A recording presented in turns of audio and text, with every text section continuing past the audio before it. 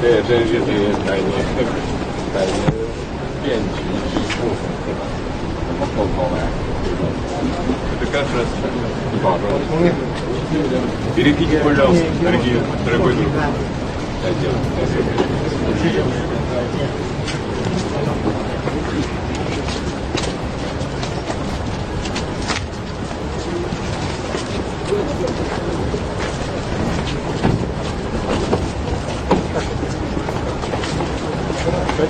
Хотите здесь?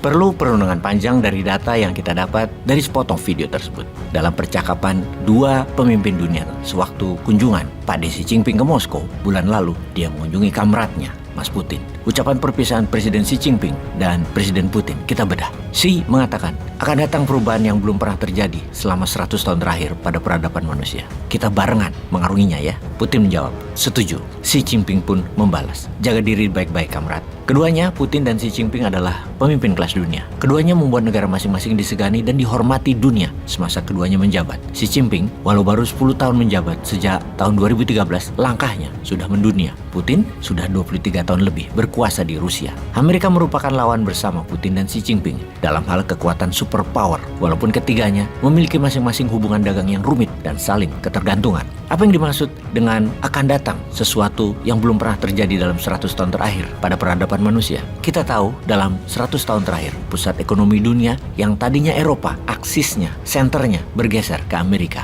Kita tahu kemajuan teknologi terbanyak juga datang dari Amerika. Kita juga tahu transaksi dunia menggunakan dolar sebagai alat pertukaran barang dan ekonomi dunia. Kita juga tahu kendali militer terbesar dikuasai Amerika, serta kendali hidup mati banyak negara dan pemimpinnya tergantung pada Amerika. Apakah yang dimaksud sesuatu yang belum pernah terjadi dalam 100 tahun ini bisa dikatakan bahwa bukan Amerika lagi yang akan menjadi pengendali dunia? Apakah keduanya yang akan menjadi pemimpin dunia? Apakah dolar sudah tidak akan berperan lagi? Apakah militer Amerika tidak akan berkuasa lagi? Maka ada dua langkah utama yang Putin dan Xi Jinping lakukan, di mana setelah pertemuan keduanya di Moskow, mereka berdua di Afrika Selatan bertemu dalam pertemuan BRIC yang mendeklarasi de-dolarisasi, buang dolar atau dump dolar. Ini langkah soft power yang brilian, yang pintar. Langkah utama lainnya, Rusia harus menang di Ukraina untuk menunjukkan Amerika bukan negara superpower lagi. Amerika harus tekor dan kalah di Ukraina. Rusia dan Tiongkok bangun aliansi militer yang dibungkus kunjungan perdamaian dan misi perdamaian. Padahal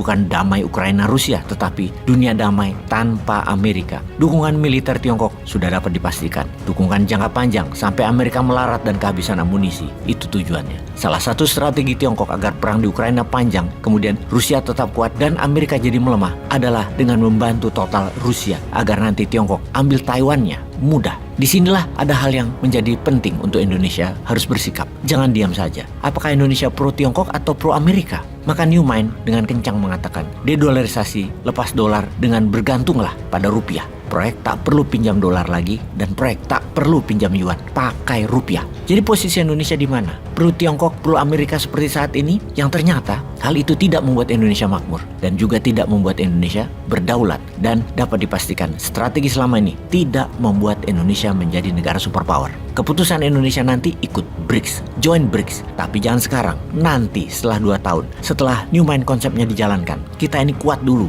baru melakukan penawaran. Kuat itu tidak mungkin terjadi kalau kita bergantung, apalagi minjem, apalagi ngutang. Membangun tetapi minjem, itu nggak cocok dengan konsep negara berdaulat. Sungguh, jangan rancu dan bingung urusan hutang yang beda konsep, beda model bisnisnya dengan foreign direct investment. FDI atau foreign direct investment itu bukan minjem, itu murni bisnis, profit oriented. Yang aneh itu membangun tapi ngutang itu loh, dan bukan profit oriented, tapi apa ya, flexing kali ya, ben dikira sukses ngono. Dikira rakyat bodoh semua kayak bosman apa ya, dengan dibikin bingung membangun pakai asing itu FDI. Lah gemblong banget dah. Beda coy, FDI sama membangun pakai utang mah beda. Kita bandingkan sekali lagi, di mana logikanya membangun pakai utang dengan membangun pakai printing money? Coba, ada yang bisa jelasin bahwa yang ngutang itu lebih benar serta tidak ada inflasi, sementara printing money itu pasti inflasi dan pasti salah. Bahkan dibanding-bandingkan dengan masa lalu di tahun 60-an, inflasi Indonesia membengkak. Pertanyaan kita, Indonesia membangun apa di tahun 60-an? Hampir tidak ada yang dibangun. Yang dilakukan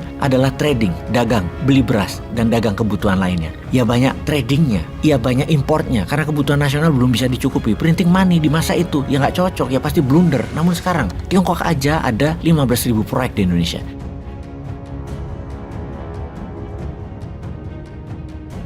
Kenapa pakai hutang dengan Tiongkok? Print aja duitnya, gak berani. Atau memang kaki dan tangan kalian terkunci sama asing? Atau akal sehatnya macet? Proyek Tiongkok di Indonesia itu apakah FDI, Foreign Direct Investment, yang kalau rugi investor atau Tiongkok yang nanggung? Ya enggak lah. Kalau rugi APBN yang nanggung, itu proyek pemerintah yang banyak. Kasih kita dong, plus cuannya. Ngapain kasih jaminan APBN ke Tiongkok? Kasih ke putra bangsa sendiri, kenapa? Peace.